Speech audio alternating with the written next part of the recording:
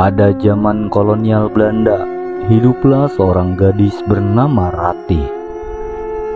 Ia dikenal cantik dengan rambut panjang hitam yang selalu terurai. Wajahnya bersih dan senyumannya manis. Keseharian dia sederhana. Ia membantu keluarganya bekerja di ladang kecil dan menjadi pembantu rumah tangga dari seorang tuan tanah Belanda yang kaya raya bernama Van der Wis. Ratih memiliki pesona yang tidak hanya memikat para pria pribumi, tetapi juga menarik perhatian para tuan tanah Belanda. Namun, kepribadian yang pemalu dan penuh rasa hormat membuatnya menghindari pandangan-pandangan yang terlalu lama yang tertuju padanya. Baginya, pekerjaan dan keluarga adalah segalanya, dan ia menjaga kehormatannya dengan tegas. Ketenangan hidup Ratih mulai terganggu ketika Van der Wis, si tuan tanah di tempatnya bekerja, mulai tertarik padanya. Van der Wis adalah pria parubaya yang sangat berkuasa dan terkenal arogan. Ia memandang gadis pribumi seperti Ratih.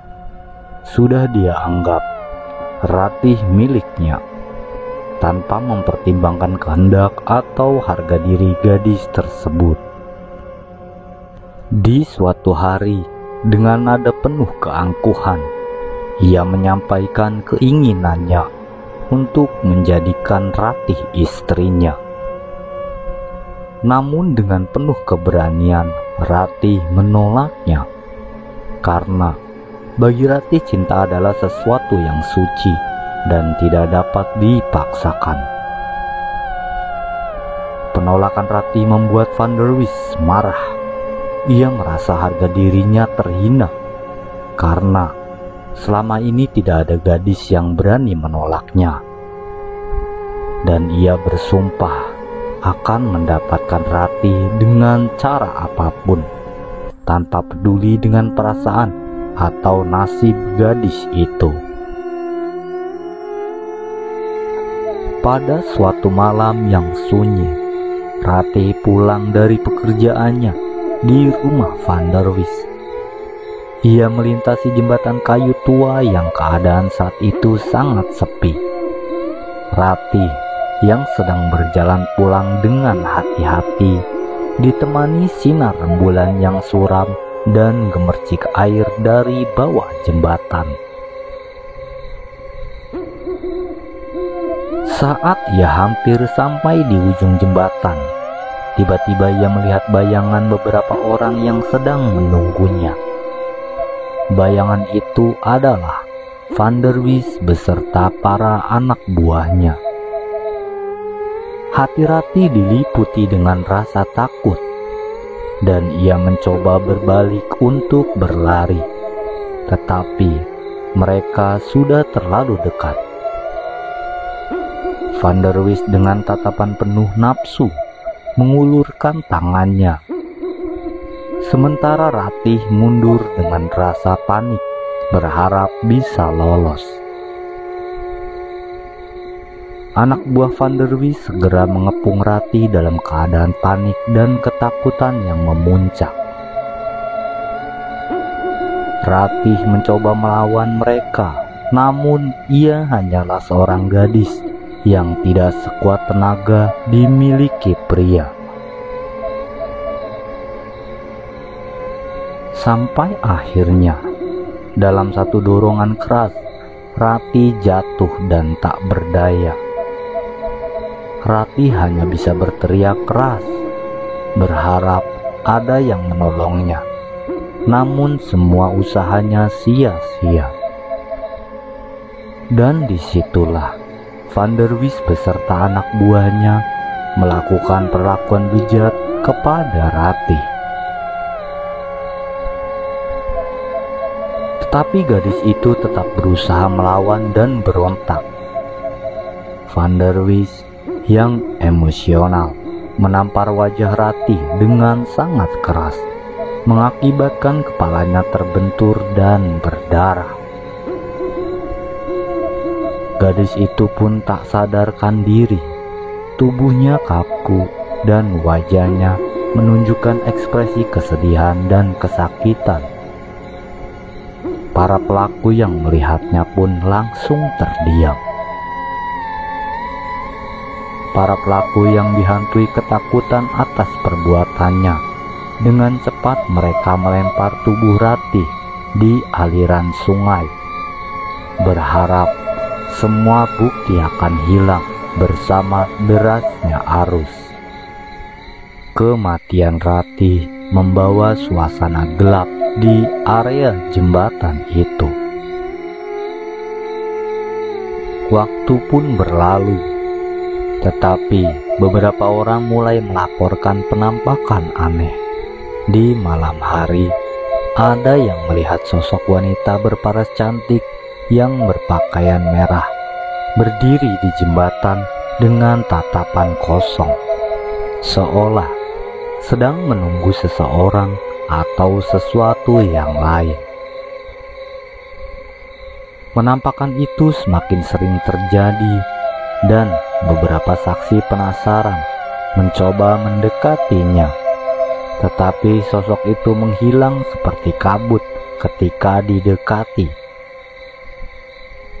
Dan sejak saat itulah orang-orang mulai menghindar untuk melewati jembatan itu ketika malam hari. Pada suatu malam, salah satu anak buah Van der Wis yang terlibat dalam kejadian melintas jembatan itu. Padahal dia sudah mendengar desas-desus tentang arwah Ratih yang penasaran, dan disebut oleh warga sekitar ia adalah penghuni jembatan. Namun ia menganggap itu hanyalah rekaan. Tapi saat ia melangkah ke jembatan itu, hawa dingin tiba-tiba menyergap,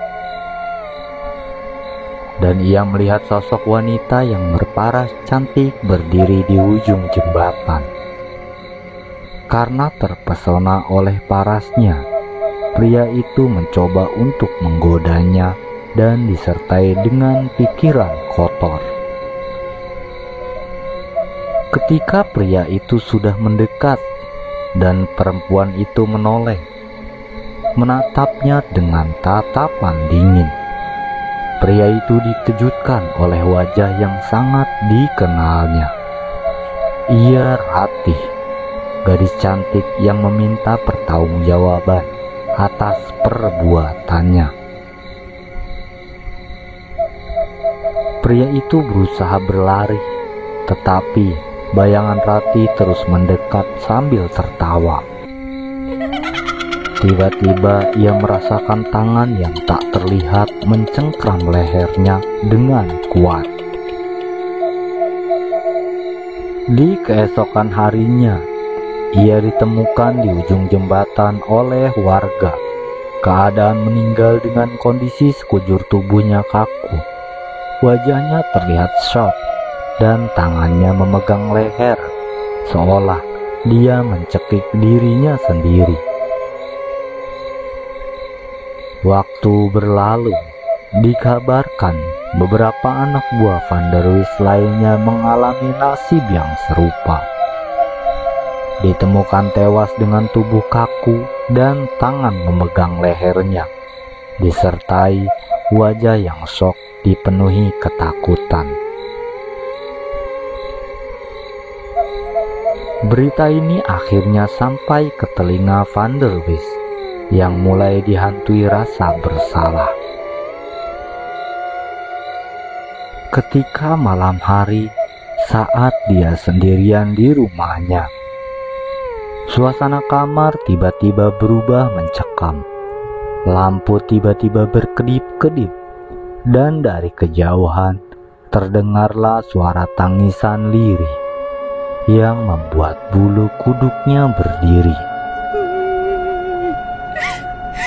Ia mengabaikannya mencoba menenangkan diri, namun suara itu semakin keras dan mendekat. Hingga akhirnya ia melihat sosok Rati berdiri di tengah ruangan dengan gaun yang berlumuran darah, menatapnya dengan senyuman dingin.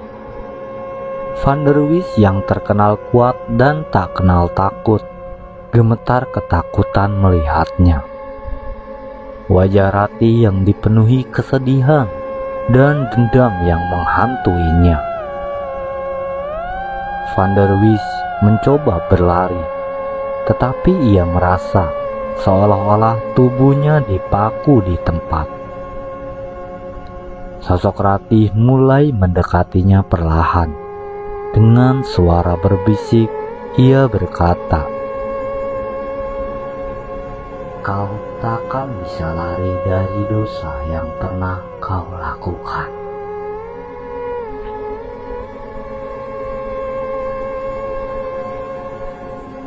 Keesokan harinya Van der Wis ditemukan tewas oleh pekerja rumah tangga yang sedang membersihkan kamarnya di bawah meja di tempat kerjanya. Dengan tubuh kaku dan matanya melotot ketakutan, serta ada bekas cekikan di lehernya. Sejak kejadian itu, rumah Van der Wis kosong, tidak berpenghuni sampai saat ini. Kini, rumah itu disebut warga sekitar rumah tua peninggalan Belanda. Dan kabar tentang jembatan itu menjadi angker sampai saat ini. Dan setiap orang melintas jembatan itu di malam hari, sering terlihat wanita yang berdiri diam berparas cantik dengan wajah penuh kesedihan. Meskipun wanita itu tak mengganggu siapapun yang melintas di jembatan itu, tapi cukup untuk membuat bulu kuduk berdiri.